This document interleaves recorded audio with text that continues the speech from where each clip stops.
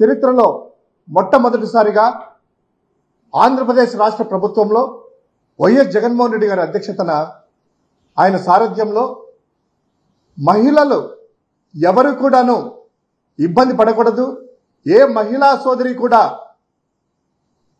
అఘాయిత్యాల నుండి తనకు తాను కాపాడుకొని స్వతంత్రంగా వెళ్ళాలి అనేటువంటి ఉద్దేశంతో ఒక దిశ యాప్ అనేటువంటిది రూపొందించడం మనమందరం కూడా చూసాం. ఆ దిశ యాప్ వచ్చేసి 2020 డిసెంబర్ 15వ తారీఖున దాన్ని లాంచ్ చేయడము, అవేర్నెస్ ప్రోగ్రామ్స్ కూడా అందరికి కూడాను అవేర్నెస్ కాలేజీ దగ్గర నుంచి అందరికి కూడా మహిళలకి విద్యార్థినులకు అందరికీ చెప్పడము, స్మార్ట్ ఫోన్లు ఉన్న వాళ్ళు దాదాపు అందరూ కూడాను 1,56,10,015 మంది 2024 ఏప్రిల్ నాటికల్లా 1,56,15,015 మంది దాన్ని డౌన్లోడ్ చేసుకోవడం జరిగింది. జస్ట్ ఒక యాప్ డౌన్లోడ్ చేయడమే కాకుండా దానిలో SOS బటన్, ఎవరైతే మహిళలు ఇబ్బంది పడతారో లేదా ఏదన్నా కూడాను అనుకోని సంఘటన ఎదురైనా తనకు తాను రక్షించుకోవడానికి ఒక SOS బటన్ అనేది అందులో ఉంటుంది. జస్ట్ క్లిక్ చేయడమో లేకపోతే ఎవరన్నా బలాత్కారంగా పట్టుకున్నా వాళ్ళని సంరక్షించుకునేటువంటి ప్రాసెస్లో ఇలా జస్ట్ షేక్ చేస్తే ఆ మొబైల్ అనేటువంటిది ఆ యాప్ నుంచి ఇమ్మీడియట్గా నియరెస్ట్ పోలీస్ స్టేషన్కి వెళ్ళడము, అక్కడి నుంచి నిమిషాల్లోనే ఆ స్పాట్కి చేరి వారిని సంరక్షించేటువంటి ఒక అద్భుతమైనటువంటి వ్యవస్థను తీసుకురావడం మనందరం కూడా చూసాం. ఒక అప్లికేషనే కాకుండా 18 దిశ పోలీస్ స్టేషన్లు కూడా ఏర్పాటు చేయడం జరిగింది. 13 ఫోక్సో కోర్టులని, అదేవిధంగా 12 మహిళా కోర్టులని, 19 మందిని వీళ్ళకి సత్వర న్యాయం జరగాలనేటువంటి ఆలోచనతో స్పెషల్ పబ్లిక్ ప్రాసిక్యూటర్స్ని కూడా ఒక 19 మందిని రిక్రూట్ చేసేసి ఇమ్మీడియట్గా వారికి సత్వర న్యాయం చేకూర్చే విధంగా చేయడం జరిగింది. సో అదేవిధంగా అనేకమైనటువంటి ఫెసిలిటీస్, పెట్రోలింగ్ కోసం 900 టూ వీలర్స్ ఆ దిశకు సంబంధించిన మహిళలకైతే వాళ్ళకి 163 బొలోరో వెహికల్స్ని, 18 క్రైమ్ మేనేజ్మెంట్ వెహికల్ని ఇవన్నీ కూడా ఏర్పాటు చేయడం జరిగింది.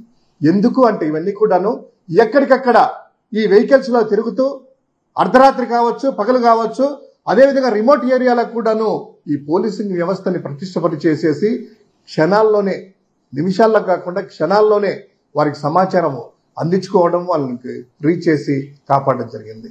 కానీ ఈ యొక్క కూటమి ప్రభుత్వం వచ్చిన తర్వాత జగన్మోహన్ రెడ్డి గారి మీద కోపంతోనో లేకపోతే ఈ యొక్క రాష్ట్రంలో మహిళల మీద కోపంతోనో వాళ్ళు కక్ష సాధింపు చర్యలకు పాల్పడుతూ పోలీసింగ్ వ్యవస్థనంతా కూడాను కక్ష సాధింపులో దింపేసేసి వాళ్ళ నాయకులని, కార్యకర్తలని అందరినీ కూడా నడి రోడ్డు మీద వదిలేశారు. మీ ఇష్టం ఏమన్నా చేసుకోండి అనేటువంటి ఉద్దేశంతో దానితో దాడులు ప్రారంభమై ఎక్కడికక్కడ మహిళలను, చిన్నపిల్లలను ఆ అఘాయిత్యాలు చేస్తూ, అత్యాచారాలు చేస్తూ మనం చూసాం. మచ్చుమరి సంఘటన అయితేనేమి, పొంగనూరు ఘటన అయితేనేమి, అంతెందుకు మొన్న ప్రేమికుల దినోత్సవం రోజు కూడా మహిళల మీద యాసిడ్ అయితేనేమి, సాక్షాత్తు డిప్యూటీ సీఎంగా ఉన్నటువంటి వ్యక్తి ఆ యొక్క నియోజకవర్గం పిఠాపురంలో ఒక దళిత ఆ యొక్క అమ్మాయి మీద జరిగితే అక్కడ చూసి పాపము పేపర్లు ఏరుకునే వాళ్ళు వాళ్ళే స్పందించారు తప్ప మరి ఈ యొక్క అనిత గారు ఏమయ్యారు ఇంతవరకు కూడా తెలియదు. అదేవిధంగా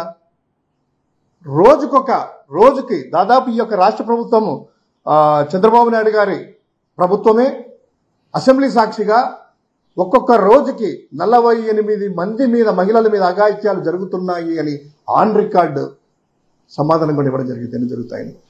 సో ఈ విధంగా సాక్షాత్తు ముఖ్యమంత్రి గారి బావమరిది, ఐటీ మినిస్టర్ గారి మామగారి ఆ యొక్క హిందూపురం నియోజకవర్గంలో కూడాను దంపతుల మీద జరిగితే, అత్యాచారాలు జరిగితే ఇంతవరకు ఏమీ లేదు. మచ్చమరుల బాలికను కూడా ఇంకా శవాన్ని కూడా కాపాడలేదు.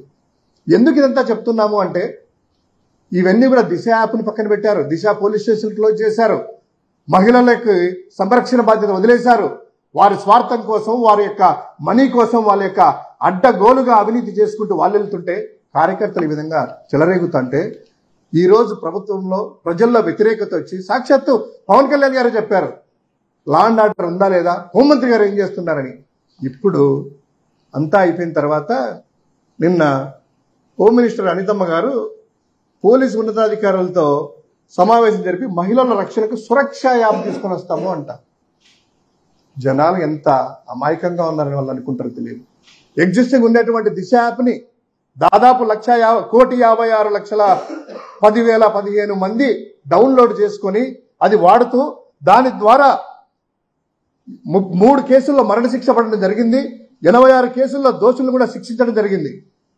31,607 మందికి ఈ యొక్క SOS ద్వారా రక్షణ కూడా జరిగింది. క్రైమ్ రేటు కూడాను 27% తగ్గిపోయింది. సో అటువంటి ఆల్రెడీ ఎగ్జిస్టింగ్ది, ప్రజలు అలవాటు పడింది, అవేర్నెస్ ఉండేది, ప్రతి ఒక్కరూ వాడుతున్నటువంటి ఈ దిశ యాప్ని తీసేసి జగన్మోహన్ రెడ్డి గారి మీద కోపంతో వైఎస్ఆర్ కాంగ్రెస్ ప్రభుత్వానికి మంచి పేరు వస్తుంది, జగన్ గారికి వస్తుంది ఉద్దేశంతో మహిళలతో, పిల్లలతో, వారి జీవితాలతో చెలగాటమాడుతూ విచ్చలవిడిగా వదిలేసి ఈరోజు సురక్ష అని సరికొత్త డ్రామాకి తెరలేపారు.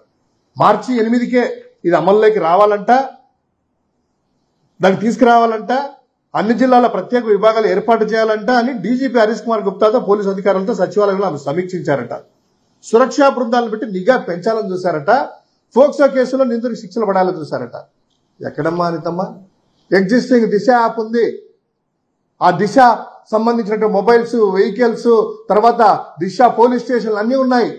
ఇది ఏదో జగన్మోహన్ రెడ్డి గారి కోపంతో, ఆయన మీద కోపంతోనో, ఆ ప్రభుత్వం మీద కోపంతోనో మీరు ఆ మహిళలకి ఇప్పటికైనా కూడా కాస్త ఆలోచన చేసేసి ఆ దిశ యాప్ను వాడుకోండి.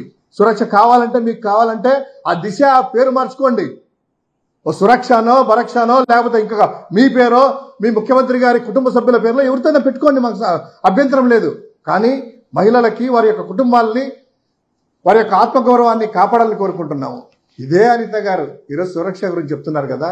నారా లోకేష్తో కలిసి, మీకు తెలిసే ఉంటుంది, ఆన్లైన్లో వీడియోలు కూడా ఉంటాయి యూట్యూబ్లో. దిశ యాప్ అనేటువంటి పేపర్లు తీసుకొని తగలబెట్టారు, రోడ్డు మీద తగలబెట్టారు. అటువంటి దిశ యాప్ని తగలబెట్టించేసి ఈరోజు పేరు మార్చి సురక్ష పేరుతో బయటకు వస్తున్నారు. ఏమనుకోవాలి వీళ్ళను?